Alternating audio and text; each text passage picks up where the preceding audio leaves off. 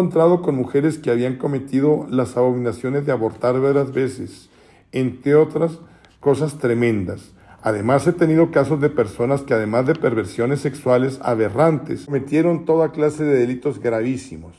En todos estos casos, casi parece necesario decirlo, pero el camino de la recuperación comienza solo a través de una verdadera conversión, que es el mayor exorcismo que tenemos, la conversión, una verdadera conversión.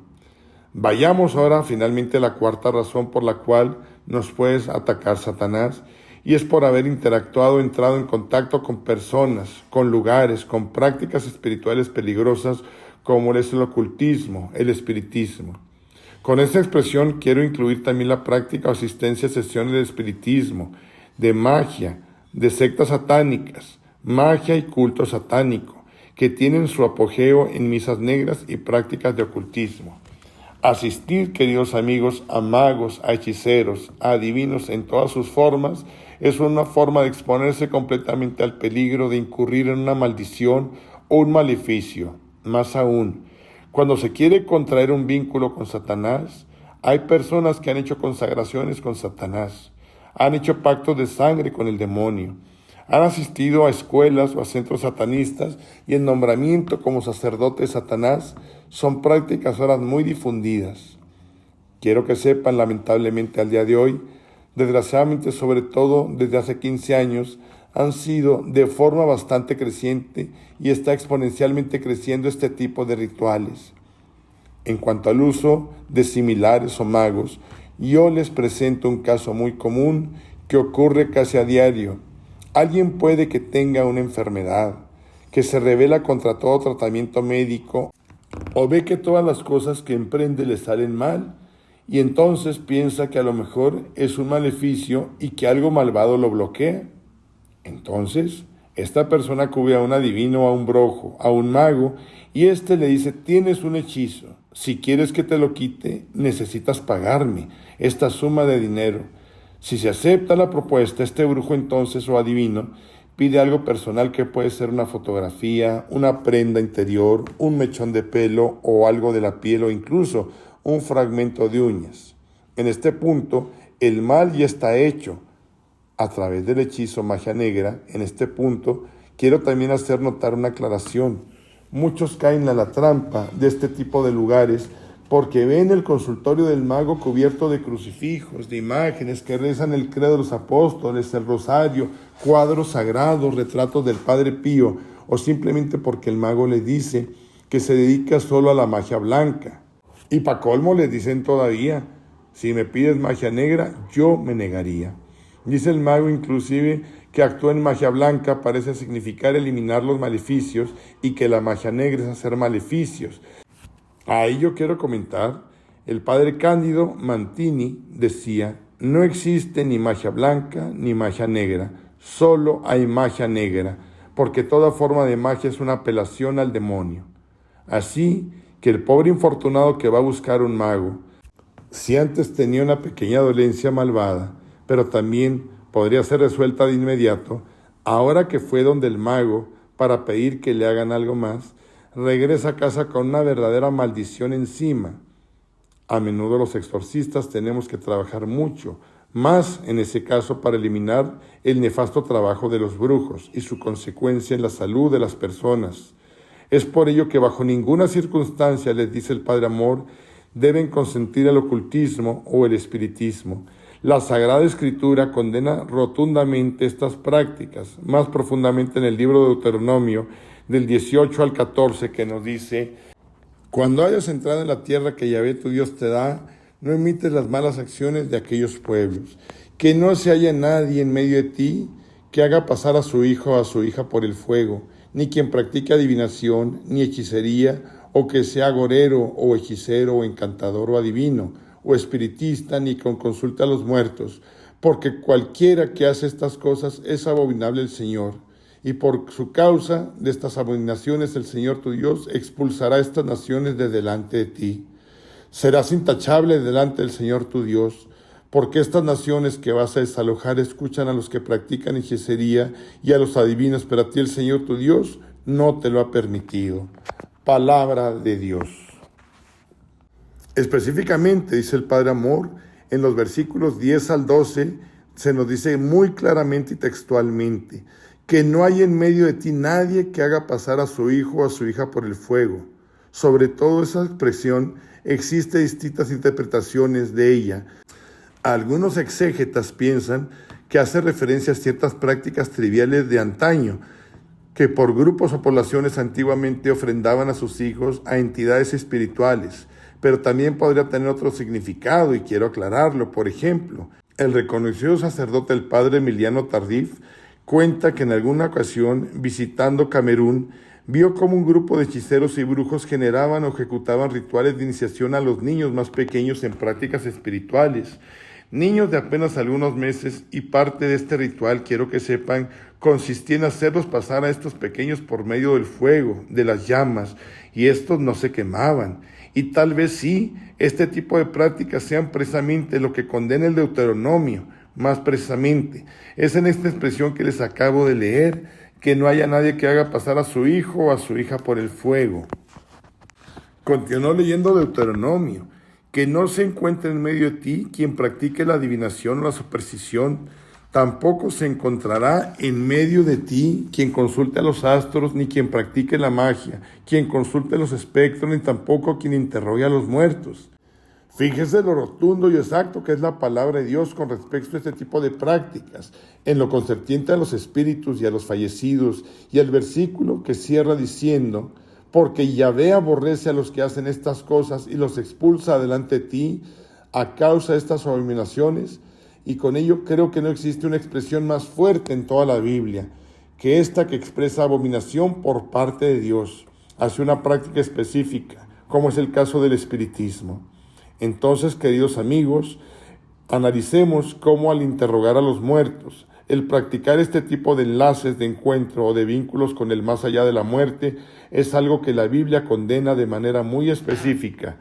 Yo, como exorcista, el Padre Amor, les digo, la razón de ser de esto es básicamente porque nosotros, al buscar conexión con el más allá, estamos dejando en segundo lugar a Dios nuestro Señor. Recuerden que nuestra verdadera aspiración es poder encontrarnos con Dios en la eternidad, en el más allá. Si a nosotros desde nuestra condición terrenal queremos pues interactuar con el más allá, es porque no nos interesa Dios, sino solamente prolongar nuestras capacidades desde la condición de humanidad. Y si nosotros somos necios y tratamos de buscar esa conexión con la espiritualidad por fuera del canal divino que es Dios, estaremos perdiendo el verdadero horizonte. Por lo tanto, queridos hermanos, quien conscientemente practica el espiritismo está incurriendo en materia grave, lo cual, si se dan las condiciones, básicamente se puede consolidar como un pecado mortal. Recordemos que para que se pueda consolidar un pecado mortal, además de que esté tipificado en los 10 mandamientos, tiene que hacer parte también de una intención de nosotros por hacerlo, lo cual conocemos como consenso y al mismo tiempo tenemos que tener plena conciencia de que se trata de materia grave. Si nosotros tenemos una acción, por ejemplo, el espiritismo, y aunque sepamos que es materia grave y sabemos que no debemos hacerlo, y aún así lo hacemos conscientemente, ahí estamos recurriendo ya y cayendo en los 3 requisitos para constituir entonces un pecado mortal. Ahora pues, al hablar de este contacto con el más allá o estas interacciones espirituales, debemos aprender a discernir algo, separar el espiritismo de las revelaciones que vienen propiamente de Dios o que conocemos a veces como teofanías, que también existen. La gran diferencia es que cuando una persona recibe realmente revelaciones de Dios, nunca jamás va a cobrar por ese servicio, simplemente se convierte en un instrumento, mientras que casi siempre que una persona trata de sacar ventaja de esto, de cobrar como un adivino o alguien que trata de echarle la suerte a otra persona, estas personas siempre tienen una intención comercial, una intención secundaria de enriquecimiento. De estas personas hay pues que desconfiar porque son personas que toman la iniciativa para provocar este contacto espiritual. Y esto, sí, esto es el espiritismo. Y hay una gran diferencia cuando Dios quiere comunicarse o comunicarnos algo a través de alguien. Es Él quien toma la iniciativa y de manera espontánea. Esa persona puede recibir esa revelación o esa profecía, mientras que cuando en un adivino o es un adivino, una persona esotérica, la que busca Este contacto es imposible que sea Dios el que responda, porque cuando la iniciativa la toma el hombre, normalmente lo que reacciona en el ámbito espiritual son las entidades preternaturales. O pregúntense acaso si Santa Bernardita se preparaba para la aparición de la Virgen María en Lourdes o los tres pastorcitos de Fátima ahora en Medjugorje. ¿Se preparan los videntes de alguna forma? ¿Los pastorcitos de Fátima hicieron algo para que la Virgen apareciera? No, no es así. La decisión y la iniciativa fue siempre de Dios. Estos son los dones gratuitos, como los que se reciben actualmente en Medjugorje, con los 6 videntes de Medjugorje y el padre Yoso Sopko. Estos son dones gratuitos de Dios. Son dones que Dios nos da a cada uno de nosotros y tenemos que asimilar, recibir y aceptar con amor. Concluyamos pues que cada vez que un hombre llame a ese brujo, hechicero o persona que practica la adivinación o la mediumnidad, que quiere establecer contacto con el más allá, podremos descartar que allí va a haber la presencia de Dios y lo que se va a manifestar siempre es algo mucho más oscuro. Entonces, para poder desarrollar mucho más nuestro discernimiento espiritual, debemos no solamente analizar el contenido, que podría ser una revelación o aparente mensaje de origen espiritual, sino además hay que analizar también el contexto y los medios que propiciaron este aparente mensaje. La Iglesia desde siempre ha condenado en toda circunstancia el espiritismo. Siempre ha estado en contra de todo tipo de nuevas prácticas que, por ejemplo, invadieron mucho la escena mundial en el siglo XX. Personas que trataban de desarrollar incluso desde un punto de vista científico aspectos esotéricos, proyecciones astrales y una gran cantidad de argumentos de corte neopagano. La Iglesia siempre ha estado en contra de todo esto, principalmente porque la práctica del espiritismo en el ámbito de los más jóvenes conlleva un alejamiento sistemático de Dios. Poco a poco los jóvenes van cayendo en esta indeterminación espiritual y van mezclando un poco de todo, donde ya Jesús no se convierte en el centro de la reconciliación con Dios. Un mundo donde el cristocentrismo queda rezagado y donde ya Cristo no es la revelación, sino que podemos llegar a Dios supuestamente por otros medios, y es aquí donde está la contaminación, y es por ello, queridos hermanos, que Dios aborrece el espiritismo. Hoy en día se ha divulgado tanto esto que de manera casi eufemística decimos que religiones alternativas, disfrazando el verdadero trasfondo, que es caer en las garras de las sectas espirituales, las garras de Satanás. Tenemos en este momento cifras que en América Latina, por ejemplo, más de 6,000, 8,000 católicos están en este momento abandonando la Iglesia Católica para insertarse en prácticas sectariales. Y lo peor de todo es que muchas de estas personas caen en estas sectas de trasfondos literalmente demoníacos, como son las sesiones de contacto espiritual, sesiones abiertamente de espiritismo y todo esto, alejamiento sistemático de Dios, por esa triste necesidad intrínseca, pero infundada del hombre en este caso. Querer acceder a la verdad, a una verdad que es distinta a la que nos revela Dios y que es una verdad que puede llevarnos a nuestra condena total, porque tratamos de llegar a ella por medio de distintos a los que Dios nos ha encomendado para hablar o reflexionar sobre lo que pasa con nosotros una vez que nuestro cuerpo perece. Hay que partir en ese momento de la premisa de que el alma es inmortal. Por lo tanto, descartemos conceptos como la reencarnación o las vidas pasadas. Son cosas que realmente no existen. A dónde va nuestra alma luego de morir. La revelación pública, el Santo Evangelio nos revela cosas sobre lo que sucede con nosotros en ese momento. El Santo Evangelio nos habla básicamente de la vida eterna y obra de Jesús, de su papel de redentor para con la humanidad y de cómo Él restauró esa alianza eterna con Dios. Sabemos que luego de nuestra muerte existen las postrimerías, de las cuales indudablemente practicaremos 3 destinos, que son el paraíso, el infierno o el purgatorio. Fíjense cómo el concepto de la resurrección prácticamente no existía en el Antiguo Testamento. No fue sino hasta algunos libros después, en finales del Antiguo Testamento, que encontramos este concepto. Pero era un concepto que no era tenido en cuenta por las personas, porque sabíamos que Adán y Eva, al haber pecado, Dios los había expulsado del paraíso y Dios había sido muy claro en decirles: si comen de ese fruto morirán. Entonces las personas judías, en este caso, no contaban con la resurrección como una posibilidad real y consideraban tal vez que ya era imposible una nueva unión entre el cuerpo y el alma. Y como esta esperanza de que el alma, que es eterna, se volviese a unir con el cuerpo, estaban prácticamente descartadas para los antiguos judíos y para el Antiguo Testamento, las personas sentían que la existencia después de la muerte iba a ser como una especie de felicidad a medias, porque el alma no iba a poder gozar de esta unión indivisible con el cuerpo. Fue precisamente gracias al Nuevo Testamento, dice el Padre Amor, y también a la resurrección de Jesús y a su muerte por nosotros, se restaura toda creencia en torno a la cual es el destino de nuestra alma luego de morir. Dicho todo esto y volviendo al argumento principal, queridos hermanos, sabemos pues que luego de la muerte el alma encuentra alguno de estos tres destinos, o el paraíso, o el infierno, o el purgatorio. Pero el alma, al estar fuera de las coordenadas del tiempo y del espacio, no está ubicada en una de estas específicas ubicaciones que nosotros con nuestra realidad humana sabemos identificar. Sepamos que el tiempo y el espacio no existen en el ámbito espiritual.